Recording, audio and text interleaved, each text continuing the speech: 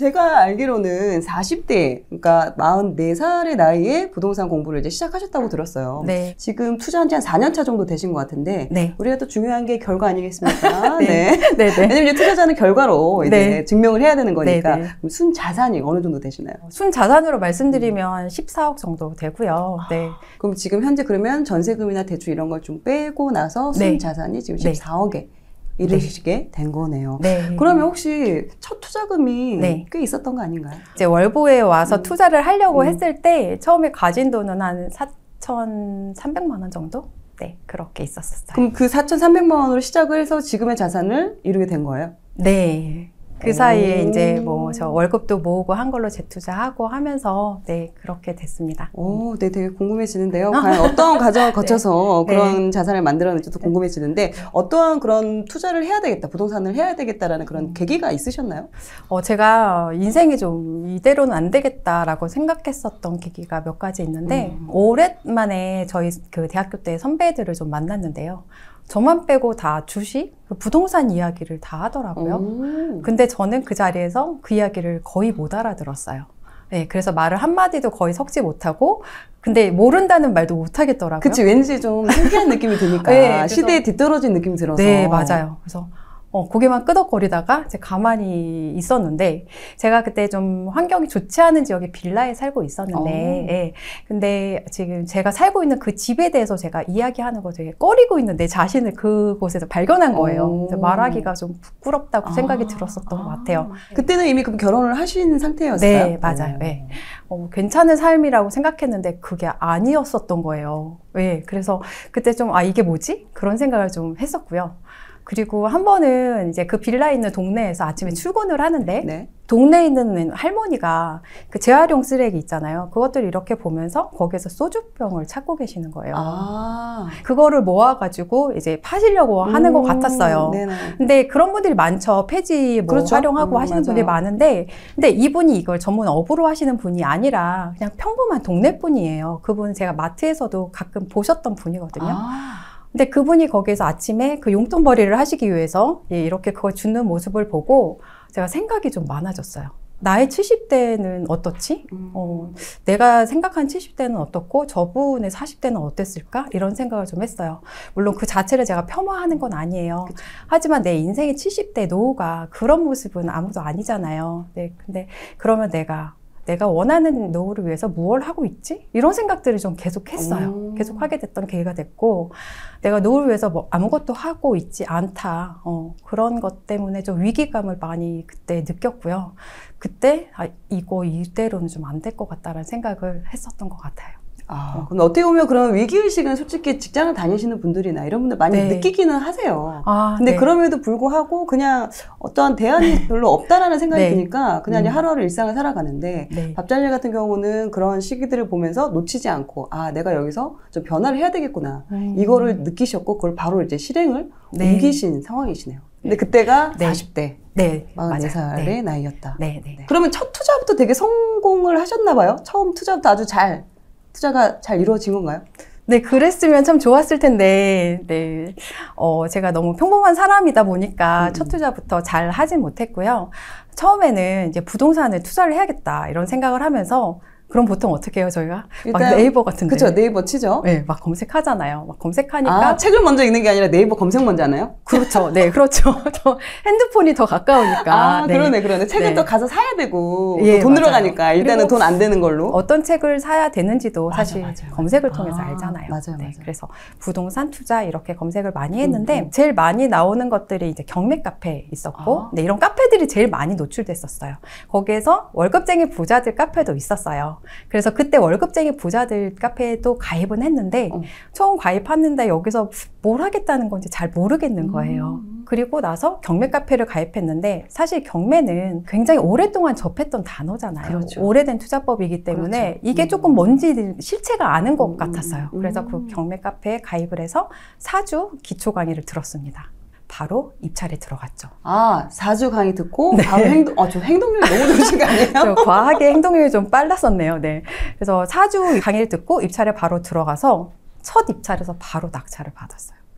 처음 입찰을 했는데 네. 또 이게 낙찰이 된 거예요? 네. 보통은 일반적으로 여러 번 입찰을 하다가 낙찰을 받는 경우를 좀 많이 들었거든요. 네. 근데 박자율님은 처음 입찰에 단독 낙찰? 네, 낙찰을. 네, 맞아요. 낙찰을 받았는데 거기 입찰 들어간 사람이 저 혼자더라고요. 단독 입찰이. 그러면 뭔가 좀 약간 낙찰을 받아서 기분이 좋긴 한데 뭔가 단독이라고 하면 네. 약간 쎄한 느낌이 좀 들 것 같아요. 많이 어땠어요? 쎄했죠. 네. 단독 입찰이라는 게 어떤 네. 뜻이냐면 그 가격하고 그 집이 좋지 않아서 그 조건으로는 아무도 이 집을 사려고 하지 않는다는 뜻이에요. 그러니까 매력적이지 않은 가격에 매력적이지 않은 물건이라는 뜻이죠. 근데 거기에 제가 과감하게 입찰을 해서 초고가 매수인으로, 네. 지금은 웃지만, 네, 그때 정말 공포감이 좀 생기기 시작했죠. 근데 이 낙찰을 받는다고 끝이 아니잖아요. 경매하면 떠오르는 게 네. 명도에 대한 그런 두려움이 있거든요. 명도 할 때는 어떠셨어요? 명도는 사실 생각보다 그렇게 어렵진 않았어요. 이미 그 집 주인은 집을 버리고 다른 데 시골에 떠나가 있는 상태라. 근데 그 집에 들어가자마자 그날부터 저희 공포는 정말 더 커졌어요. 네. 문을 딱 여는데 그 집에 쓰레기가 가득한 거예요. 근데 이 쓰레기가요, 그냥 우리가 생각한 그런 쓰레기가 아니라 지금 그 집 같은 경우는 주인분이 살고 계시다가 나가는 상황인데도 그래요? 네, 쓰레기가요. 그 세상에 이런 일이 이런 데에 나오는 쓰레기 덤이었어요. 문 앞까지 스티로폴 문 박스가, 앞까지? 네, 문이 안 열릴 정도로 스티로폴 박스가 몇십 개 있었고, 뭐 쓰레기 모아놓은 거, 소주병 모아놓은 거, 먹다 남은 고기, 정말 엄청난 집이었어요. 쓰레기를 치워가려면 얼마나 드는지 물어봤는데 50만 원 정도 든다고 하더라고요. 그 정도 쓰레기면. 네. 근데 제가 이 집을 비싸게 낙찰 받았잖아요. 네, 어떡해. 더 이상 여기다 돈을 쓸 수가 없는 거예요. 그래서 그거를 남편한테 이제 너무 미안했지만 같이 치워달라고 해서 쓰레기 다 치우고 이틀 동안 입주 청소해야 잘 나간다고 하는데 입주 그쵸. 청소도 그걸 또 제가 남편이랑 같이 직접 또? 이틀을 막 이제 쓸고 닦고 남편이 전기도 다 등도 갈아주고요.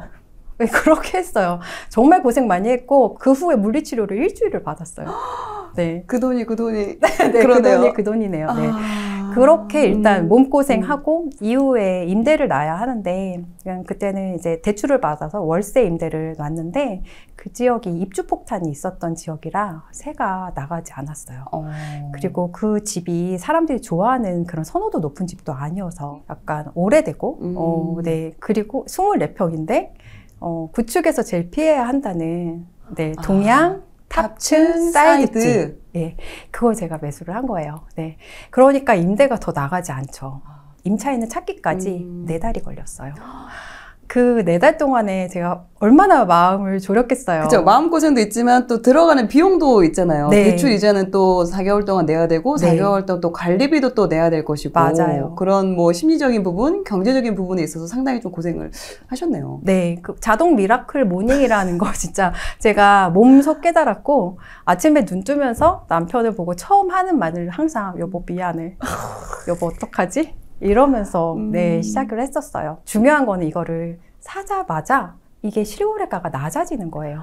1억 2천 정도 샀는데 그 밑으로 300만 원, 500만 원 이렇게 조금씩 내려가는 거예요.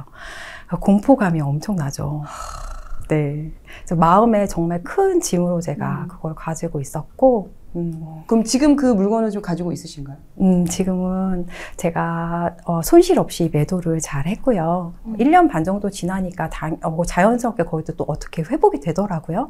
투자 공부를 하고 있었기 때문에 이렇게 이제 그런 매수세가 있으면 조금 더 오를 거라는 생각은 했어요. 그렇죠. 내가 확신 없이 샀던 이 물건이 저한테는 그걸 갖고 있는 것 자체가 공포였기 때문에 누구라도 살 사람이 있을 때 내가 지금 팔자라고 해서 매도를 하고 그때 진짜 감사한 마음으로 매도했어요. 어떻게 보면 그 첫 투자를 네. 되게 이제 고생으로 이제 시작을 하시게 된 거예요. 네. 그때 첫 투자 하시면서 어떤 걸 좀 느끼셨어요? 이제 부동산 투자가 뭐지? 라는 것을 기본적으로 전혀 생각하지 않고 투자를 했었어요. 사실 투자는 싸게 사서 비싸게 판다라는 기본 개념 자체도 없었던 사람이고 맹목적으로 그 카페에서 많은 사람들이 낙찰 소식을 올리니까 나도 거기에 동참하고 싶은 거예요. 맞아요. 그런 마음이 가장 컸었던 것 같고 부동산 투자는 결국 괜찮은 물건을 저렴하게 싸서 비싸게 파는 게 가장 좋은데 좋은 물건을 보는 안목이 없는 상태로 그냥 사는 기술만 배워서 아무거나 그냥 일단 뭐래도 진짜 무라도 썰어보자라는 마음으로 산 게 가장 큰 페인이고, 네, 그래서 그때 제가 느낀 거는 아, 진짜 이게 뭔지를 알고 해야겠다. 그리고 뭔가 잘못되고 있는데 뭐가 잘못된 거지? 이런 것들을 고민을 되게 많이 했었던 것 같아요. 공부를 하면서 그때 내가 무엇을 잘못하고 있었는지를 나중에 조금씩 이제 맞춰가게 됐었던 것 같아요. 네. 근데 보통은 그렇게 또 이제 첫 투자에 실패를 하게 되면 네. 아, 이제 되었다라는 생각에 네. 아, 나 이제 부동산 투자 역시 나랑 안 맞아. 잠깐 발 들였다가도 이렇게 떠나는 경우도 상당히 많거든요. 주변에 좀 많이 있어요. 그런 실패 경험을 극복하지 못해서. 네. 그럼에도 어떻게 보면 밥잘림 같은 경우는 그런 실패 경험이 있었어도 다시 또 거기에서 복귀해 보면서 아, 내가 본질을 잊고 있었구나. 네. 파악하지 못하고 있었구나라는 생각에 더 깊이 있는 공부를 시작하셨다는 부분이 참 좀 다르지 않았나 라는 생각이 듭니다. 아우, 예, 감사합니다. 네. 멋지십니다. 자, 그렇다면 지금 일단 첫 투자는 좀 약간 힘든 부분이 좀 있었어요. 네. 어쨌든 결과적으로 그래도 좋은 매도를 했는데 그럼 그 이후에 네. 진짜 본질을 내가 알아야겠다라고 생각하시고 네. 이제 본격적으로 배우면서 이제 투자를 또 계속해서 진행을 해가셨을 텐데 좀 가장 기억에 남는 투자 사례 뭐 그거는 아무래도 수익률이 좀 가장 높은 게 아닐까라는 생각이 듭니다. 아, 네. 가장 기억에 남는 거는 제가 2019년도 말에 이제 수도권에 투자를 한 건데요. 2019년 말이면은 수도권이 이제 끝났다. 투자하기 너무 비싸다. 이런 얘기가 아주 많이 할 때였는데 그때 투자를 하셨단 말이에요? 네, 맞아요. 네. 그때 이제 다들 수도권은 대부분 많이 올랐기 때문에 이제 다른 곳으로 많이 이제 눈을 돌리고 있었던 시절이 맞고요. 근데 제가 투자한 지역이 그 이제 오랫동안 가격이 안 오르고 있는 그 몇 안 되는 지역 중에 하나였어요. 근데 거기가 이제 입주 물량이 되게 많아가지고 가격들이 계속 좀 오르지 못하고 전세가도 매매가도 좀 이렇게 보통 수도권은 이렇게 다 올라가 있는데 얘만 이렇게 심정지에서 약간 숨만 쉬고 있는 상태로 어디 막 저기 막 외곽 막 이런 데 아니에요? 가기 어렵고 그런 지역은 아니고요. 사람도 많이 살고 네 환경도 좋고 그런 지역이에요. 네. 근데 그 지역이 전체적으로 다른 수도권에 비해서는 가격이 좀 쌌었는데 그 안에서도 유난히 가격이 싼 생활권이 있었어요. 네, 그냥 가격이 뭐 표현하자면 뚝 여기만 뚝 이렇게 된 데가 있었어요. 거기서 사람들이 제일 좋아하는 생활권이 이제 앞쪽에 중심에 있는 생활권이라고 한다면 거기에서는 좀 멀고 약간 뭐 역세권에서 네. 좀 멀리 떨어진 멀세권. 우리가 흔히 얘기하는 멀세권. 네. 멀다. 역세권이 네. 멀다. 맞아요. 네. 사람들이 제일 좋아하는 그 핵심 지역에서는 좀 멀고, 네. 약간 한적한 네, 그런 느낌도 좀 들어서 처음에 현장에 갈 때는 여기는 좀 아니지 않아? 아무도 안 다니는 것 같아. 그런 생각 들 것 같아요. 네, 특히는 또 가격까지 빠져 있으니까 네. 역시 여기는 사람들이 안 좋아하니까 가격도 얘가 빠지네. 네. 얘는 나중에도 좀 안 오르겠네. 이런 생각 들 것 같아요. 네, 그런 생각 많이 했고 사장님들한테 물어봐도 그 말 나오잖아요. 거기는 안 돼. 거기는 안 돼. 이런 말씀 많이 하셨거든요. 그리고 그 단지 사장님도 여기는 10년 동안 안 올랐어. 이렇게 말씀하셨을 정도였어요. 네. 네. 근데 그때 제가 24평 아파트를 매수를 했었는데 24평 기준으로 그 좋아하는 생활권 쪽에 있는 단지가 4억 7천, 4억 5천 이랬는데 4억 5천에서 7천. 근데 이쪽 생활권에 있는 단지는 한 집만 그런 게 아니고 여러 단지가 2억 7천? 좀 안 좋아하는 조금 더 멀리 있는 데는 2억 2천? 가격이 2억 이상 차이가 났어요. 그래서 그때 제가 저기가 더 좋은 건 맞고 덜 좋은 거 맞는데 이렇게나 많이 싸야 되나? 그런 가격 차이가 너무 많이 난다는 네, 생각을 하신 거네요? 네, 거기 막 열심히 걸어가면 한 15분, 20분 정도 거리거든요. 네. 그래서 그게 좀 이상하다라는 생각을 했고, 그리고 한편으로 그때 떠오른 게 제가 그때 지방 지역도 많이 임장을 다니던 시절이라 제가 지방에 알고 있던 한 아파트가 갑자기 떠올랐어요. 진짜. 제가 보고 있는 이 수도권 아파트보다 연식도 좋지 않은데 그 아파트가 24평인데 그거는 2억 초반대였거든요. 그러면은 가격 차이가 거의 안 나는 거예요. 그러네요. 그게 네. 있는 수도권인데. 네. 이제 여기에서 어쨌든 강남역까지 어떻게든 가면은 1시간 반, 2시간이면 가는데 지방이랑은 달라요. 그렇죠. 네. 그렇죠. 수요도 굉장히 많은 곳이고 그래서 이거는 싼 거다. 네, 그렇게 확신이 들어서 투자를 진행하게 됐습니다. 그럼 네. 그때 당시에 투자금 얼마 정도 들어간 거예요? 매전 차익 3천만 원 투자했습니다. 네. 그러면 지금은 차익이 어느 정도 됐을까요? 지금은 시세 한 6억 정도 있어요. 수익률로 따지면 1100%인 것 같아요. 아, 지금 현재 매매가가 한 6억대인 거예요? 네네. 아, 제가 차익이 6억이 아니라 매매가가 지금 네, 6억. 죄송해요. 2억 7천대에 사서 네, 시세가 6억. 시세가 6억. 네네네. 그러면 좀 아쉬웠던 투자 사례도 있어요? 그래도 제가 투자금 대비 월부에서 이제 이게 투자 공부를 제대로 하고 열심히 한 이후에 투자한 것들은 아주 최근에 매수한 것 빼고는 거의 300% 이상 투자금 대비 그렇게 수익률이 나고 있어요.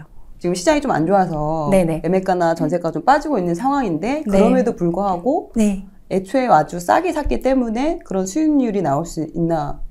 네, 맞아요. 네, 역시 코코님 잘 아시네요. 네, 많이 좀 꺾인다고 해서 사람들이 많이 걱정하는데 맞아요. 워낙에 저렴할 때 샀기 때문에 이게 안전마진이라고 하잖아요. 그래서 제가 산 가격보다는 아직도 위에 있어요. 이 떨어진 가격이. 그래서 크게 뭐 손실이나 이런 부분은 지금 걱정이 되고 있지는 않습니다.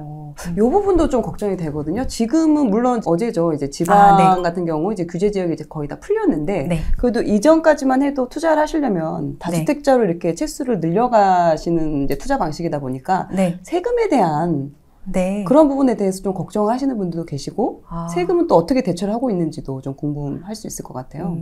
사실 세금 부분이 부담되는 게 있긴 하죠. 당연히 부담이 되고 사실 뭐 순자산 이런 건 사이버머니고 이거는 현실로 나가는 돈이기 때문에 부담이 될 수는 있는데 제가 부담을 할 수 있는 범위 안에서 집을 매수하고 가능할 때 좀 수익을 보면 매도를 그 사이에 하기도 했어요. 네, 그렇게 해서 총 가지고 있는 자산의 무게를 현재는 적절한 비율로 이제 저희 남편이랑 명의가 둘이 있으니까 둘이서 해서 시가 기준으로는 한 10억대 정도? 10억에서 15억 정도로 이렇게 해서 맞추면은 거기에서 나오는 재산세라던가 또는 종합부동산세 이런 걸 제가 충분히 감당을 할 수 있는 범위 안에서 운용을 하고 있기 때문에 그걸 감당을 할 수 있다면 거기에서 내가 수익이 더 큰 수익이 나올 수 있다면은 할 수 있는 부분만큼 하는 게 맞죠. 네, 그런 생각으로 하고 있습니다. 중요한 거는 명의를 분산을 시키고 그리고 명의 분산한 거 안에서도 계속해서 주택을 사 모으는 게 아니라 중간중간에 세금 부담 그런 부분이 좀 부담이 된다면은 매도로 이제 같이 이제 병행을 하면서 적정 그 가액은 어느 정도 정해놓고 지금 진행을 하고 있다. 네, 맞아요. 양도세나 그런 뭐 보유세 같은 경우는 규제 지역이 풀리면서 어느 정도는 이제는 조금 이제 지방 같은 경우는 부담이 좀 줄어들긴 했지만 여전히 지금 남아있는 거는 다주택자 취득세 중과가 여전히 살아있어요. 네, 맞아요. 그러면은 다주택자인 같은 경우는 지금 밥잘님 같은 경우도 취득세를 12%를 내고 매수를 하게 되는데 그럼 그렇게 매수를 하신 거죠? 네, 그렇게 매수를 하고 매수를 할 때 이걸 계산을 좀 구체적으로 해봐요. 처음에는 그게 좀 어려운데 나중에 조금 몇 번 투자를 하고 계속 훈련을 하다 보면 내가 산 가격에서 얼마 정도는 이게 수익이 날 것 같다. 그만큼 다른 지역이랑 비교해서 비슷한 가치의 물건인데 얘가 얘보다 1억 정도, 1억 이상 더 싸네 라는 이제 안전마진을 시작하잖아요. 그러면 그 가격이 될 때까지 내가 지킬 수 있고 근데 그렇다면 내가 여기 15% 중과라는 취득세를 내고 나중에 최종적으로 내가 얼마에 팔았을 때 또는 12% 중과가 되지 않은 상태에서 매수를 하고 이걸 팔았을 때 시뮬레이션을 돌려봐요. 돌려봤을 때 이제 그 차액을 이제 비교를 해보는데 사실 이게 확정 수익은 아니기 때문에 정확하지는 않지만 그럼에도 내가 감내할 만큼의 수익을 충분히 준다. 라고 제가 확신이 되는 물건을 투자를 하죠. 네, 이 정도 취득세를 더 내도 내가 투자할 만하다. 네, 그러면 하는 게 맞다. 이렇게 투자를 하고 있습니다. 좀 꿀팁이라면 아무래도 매매가를 너무 큰 거를 매수하기에는 좀 부담이 될 수 있겠네요. 네, 그거는 취득세뿐만이 아니고 다른 여러 이제 감당하는 리스크라던가 운용의 부분에 있어서도 절대가가 너무 크면 적절하게 수익을 내고 투자를 하고 운용을 하는데 좋지 않습니다. 네, 그래서 저는 지금 그 취득 가액 자체를 4억 미만으로 지금도 투자를 하고 있고요. 네. 자, 그러면은 이렇게 지금 투자를 진행을 계속해서 해오시고 거의 뭐 300% 이상의 수익을 내고 계시는데 그러면 이렇게 어느 정도의 수익을 낼 수 있는 그런 밥잘님만의 그런 투자 기준이 있다면 저희에게도 알려주시죠. 제가 갖고 있는 투자 기준은 일단 이제 3가지 정도 말씀드릴게요. 저는 투자를 할 때 그 지역의 수요가 정말 풍부한 곳에 투자를 하려고 많이 보고 있어요. 수요가 풍부하다는 거는 일단 인구 구조도 굉장히 중요하고요. 그리고 그 지역이 갖고 있는 사람을 끌어들일 수 있는 직장 요소 이런 것들을 먼저 많이 봐요. 그래서 아무리 좀 이거 사면 괜찮을 것 같아 라고 좋아 보이는 물건이 있어도 너무 작은 지역은 사실 저는 잘 안 해요. 투자로 아예 보질 않아요. 뭐 인구 구조가 한 20만 되고 이런 20만, 30만의 작은 지방 도시는 저는 지금 투자를 안 하고 있고 그리고 두 번째는 저는 앞서 말씀드린 것처럼 가격이 싼 걸 합니다. 가격이 싼 걸.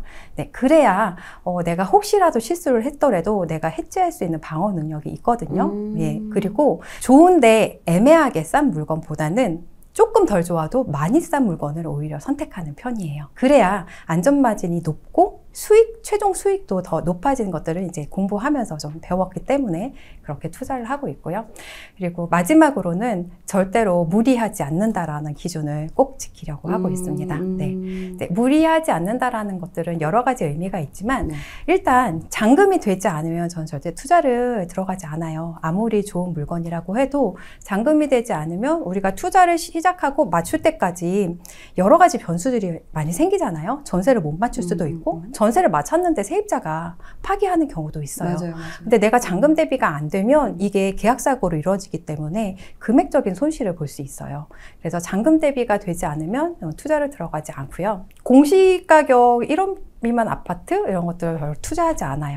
네, 보통 취득세 때문에 공시가격에 네, 대해서 많이 고민하잖아요. 근데 물론 지역이 괜찮고 수요가 좋고 가치 대비 저평가되었는데 1억 미만이다. 그러면 투자할 수 있어요. 한데 이제 취득세만 생각하고 너무 그런 것들을 보고 있지는 않아요. 네. 왜냐면 또 내가 살 때는 1억 미만이어서 취득세가 안 들어서 또 네. 매력이 있었는데 네, 이게 네. 어느 순간 1억이 넘어가면 네, 네. 이게 또 투자자들은 또 이제 관심 없어 하니까 그런 예, 게 또 수요가 더 줄어들 수 있는 부분도 네, 있겠네요. 오히려 나중에 더 어려워질 수도 있을 것 같습니다. 네. 그럼 지금 말씀해주신 그 기준 중에 좀 궁금한 게 가격이 싼 물건을 산다고 하셨는데 네.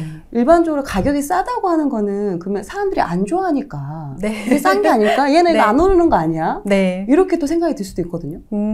근데 그거는 가격을 보고 가치를 평가하는 방법이거든요. 그 가격이 그것의 가치야 라고 평가하는 방법이고요. 네, 사실은 가격은 언제든지 왜곡될 수 있어요. 하지만 가치는 항상 그대로이거나 아니면 더 좋아지거나 시기적으로 나빠질 수는 있지만 일반적으로 가치가 있고 가격이 있으면 가치 대비 가격이 왜곡되는 현상들이 굉장히 많이 있죠. 그래서 가격 뒤에 숨은 가치를 보려고 많이 노력하고 훈련을 하는 부분이 있죠. 네. 그 시장에서 그 왜곡되는 그런 분위기가 느껴질 때가 네. 어떤 경우이죠? 입주량이 많을 때도 그렇고 앞서 말씀드렸던 어떤 조정지역이나 이런 부분이 변환되는 시점 비조정 지역이었다가 조정 지역으로 변환되면은 갑자기 매수세가 좀 떨어지잖아요. 그러면은 매도자들이 매도하려고 내놨던 물건들을 급하게 팔아야 되는 상황이 될 수도 있어요. 예, 그럴 때 좀 가격이 왜곡이 생기기도 하고 입주 물량이 많을 때 또는 지금처럼 하락 조정되는 시장 그럴 때 가격 왜곡이 많이 되죠. 네. 또 마지막에 잔금 대비 그 잔금 네. 대비라는 게 예를 들어서 내가 4억짜리 아파트를 사면은 이 4억이 다 있어야 되는 건가요? 네, 맞아요. 근데 이 4억이 내 돈으로 현금으로 4억이 다 있어야 된다라는 게 아니고요. 뭐 내 돈, 주담대 대출, 잔금 대출을 쓴다던가 아니면 신용 대출을 쓴다던가 아니면 엄마 돈을 빌리다던가 어떤 식으로든 내가 돈을 끌어서 무슨 일이 있었을 때는 꼭 이거 잔금을 꼭 칠 수 있다라는 방법이 있을 때 투자를 하실 수 있다는 거죠. 네. 그러니까 내가 온전하게 그 4억이 있는 게 아니어도 네. 그만큼 내가 4억이라는 돈을 융통을 할 수 있으면은 네. 괜찮다는 말씀이시죠? 네, 맞습니다. 다시 한번 정리를 하자면 지방에도 수도권 일단은 그 수요가 충분한 지역 뭐 지방으로 따진다면 인구수가 한 30만 이상인 지역 네. 그리고 직장이나 이러한 사람들이 좋아하는 선호하는 지역의 물건이고 네. 그리고 또 가격이 약간 왜곡으로 인해서 현재 지금 가치 대비 지금 사람들이 좋아하는 것보다 약간 가격이 아직 올라가지 않은 좀 싼 물건을 선택을 하시고 그리고 잔금 대비가 어느 정도 융통이 될 수 있어야 된다. 네. 그리고 1억 이하는 그래도 안정적인 부분에서 좀 취급하지 않는다, 네. 투자하지 않는다라고 말씀을 주신 것 같습니다. 네. 네. 자, 그런데 지금 보면은 어떻게 보면 지금 투자한 지 지금 4년 정도 되셨는데 그럼 일반인이 투자를 시작하고 그렇게 밥잘림처럼 투자 네. 기준을 세우고 네. 어느 정도 투자에 그걸 활용을 해서 수익을 내기까지 어느 정도 공부를 해야 네. 어느 정도 공부를 해야, 집중을 해야 그 정도 실력이 나올 수 있는 건가요? 지금 밥잘리만 유독 그렇게 빠르게 된 건지. 네. 저만 특별해서 이렇게 됐다면 제가 더 특별한 사람으로 더 일찍 월보TV에 나왔을 텐데요. 그렇지 않고요. 가치 대비 저평가 이런 것들을 찾는 게 굉장히 모호하고 막연하게 생각이 되는데 그게 가격은 네이버에 나와 있는데 가치는 안 나와 있기 때문이죠. 맞아요. 근데 이게 여러 가지를 비교를 하면서 가능한 부분이고 예를 들어서 저희가 노트북을 산다고 하면 또 검색을 하잖아요. 그렇죠. 네, 노트북, LG 이렇게 찾잖아요. 그래서 가격이 더 싼 거 아니면 조건이 더 좋은 거 이런 걸 찾는데 이렇게 많은 비교군을 가는 게 되게 중요해요. 예, 그렇게 하기 위해서 저희가 여러 지역을 현장을 방문을 하고 지역을 알아가고 가격을 알아가고 하면서 어느 지역이 좋고 어느 지역이 안 좋은지 어떤 아파트를 사람들이 더 좋아하는지를 계속 알아가는 거예요. 그래서 여기는 살기 좋네, 여기는 살기 별로네 이런 것들을 계속 알아가고 거기에다가 가격을 입히면서 여기는 살기 좋은데 덜 좋은 곳이랑 비슷하네? 이런 것들을 계속 비교를 하게 되면 어느 날 자연스럽게 이제 비교 평가를 할 수 있는데 그게 보통 투자를 이제 꾸준히 투자 공부를 하셨을 때 1년 정도 되면 여기가 저기보다 싼 것 같아 라는 게 자연스럽게 와요. 그걸 이제 훈련을 통해서도 연습을 하기 때문이죠. 그렇게 자연스럽게 오고 2년 정도 꽉 채워서 하면은 그때는 여러 지역의 여러 조건, 그러니까 저평가들 된 아파트들끼리 안에서도 내가 그 중에서 더 좋은 거를 계속 찾는 것을 할 수가 있어요. 그래서 짧게는 1년 또는 2년 정도 꾸준히 공부하시면 누구나 저평가 아파트 또는 수익을 주는 아파트를 찾는 것이 가능하고 그 상태에서 계속 지속하면 3년, 4년짜리 되면 수익은 눈앞에서 반드시 볼 수 있다고 저는 믿고 있고 그렇게 다들 저뿐만 아니고 제 주변 동료들도 그렇게 투자를 하고 있고요. 기본적으로 시간이 필요하다는 게 저는 지금 딱 와닿았는데 왜냐면 말씀하신 것처럼 가치 있는 저평가된 물건을 사기 위해서는 여러 비교가 있어야 되는데 그 비교를 만들기 위해서는 하나하나 그 지역들을 다 분석을 해야 되는 거잖아요. 네, 맞아요. 그러면 이 지역들이 늘어나려면 그만큼 내가 시간을 넣어야 되고 임장을 가고 거기서 임장 보고서를 쓰고 이러한 부분들이 어느 정도 좀 채워져야지만이 좋은 선택을 할 수 있다. 라고 말씀을 해주셨네요. 네, 맞아요. 지금 보면은 40대에 이제 투자 시작하셨고 44살에 시작을 하셨고 지금도 시간이 꽤 흘렀어요. 4년이라는 시간이 흘렀는데 예를 들어서 뭐 이제 나이가 40대거나 아니면 50대거나 이런 분들은 오히려 이제 내가 지금 나이가 너무 많아서 이게 늦은 게 아닌가 이런 생각들을 하실 것 같아요. 그런 분들한테 어떤 이야기를 좀 해줄 수 있을지. 왜냐면 이제 본인도 그렇게 빨리 시작한 편은 아니니까.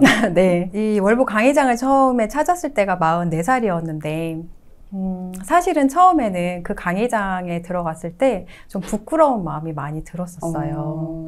강의장에 100명 정도 모여 있었는데요. 그 100명 정도의 대부분이 30대, 20대였고 그냥 어림짐작 봐도 그 100명 중에 제가 한 탑5는 되더라고요. 근데 그런 느낌 아세요? 아무도 나를 쳐다보지 않는 건 아는데 누군가 나를 흉보고 있을 것 같은 거예요. 저 나이까지 뭐 해서 이걸 몰라서 여기를 공부하러 왔어? 이런 눈으로 볼 것 같은 그 마음이 저를 너무 많이 위축시켰었어요. 남들 뭐라고 하지도 않는데. 아무도 신경 안 썼을 텐데 사실은 그런 부분이 되게 저를 위축시켰고 그러다가 좀 제가 가만히 생각을 해보니까 내가 여기에 왜 왔지? 생각해보니까 제가 지난 시간들을 후회해서 여기에 왔는데 여기서 이대로 주저앉으면 나는 50이 됐을 때 이날을 더 후회할 것 같은 거예요. 그래서 더 후회하는 내 모습을 보는 게 제가 너무 힘들 것 같아서 용기를 내고 제대로 좀 해보자라는 좀 용기를 내고 했었던 것 같아요. 아무래도 젊으신 분들에 비해서 시간이 그렇게 막 여유롭진 않지만 그래도 또 우리만의 또 장점이 또 있지 않나요? 어떤 장점이 있었나요? 장점 사실 저는 너무 많다고 생각해요. 단점은 한 2가지 정도밖에 안 돼요. 약간 건강이 그렇게 체력이 좋지 않다. 무릎이 좋지 않다. 그리고 은퇴 시점이 많이 남지 않았기 때문에 그런 시간적인 부분에 있어서 압박을 좀 받는다는 거. 그 부분 외에는 사실 제 나이쯤이 저는 투자하기 나쁘지 않고 좋은 시기라고 생각하고 우선 3가지 정도만 좀 뽑아보면 줄이고 줄여서 3가지인 거죠? 너무 많은데 3개만 딱 뽑아볼게요. 부동산 사장님 대하는 게 엄청 조금 더 편해요. 맞아요. 네, 그죠.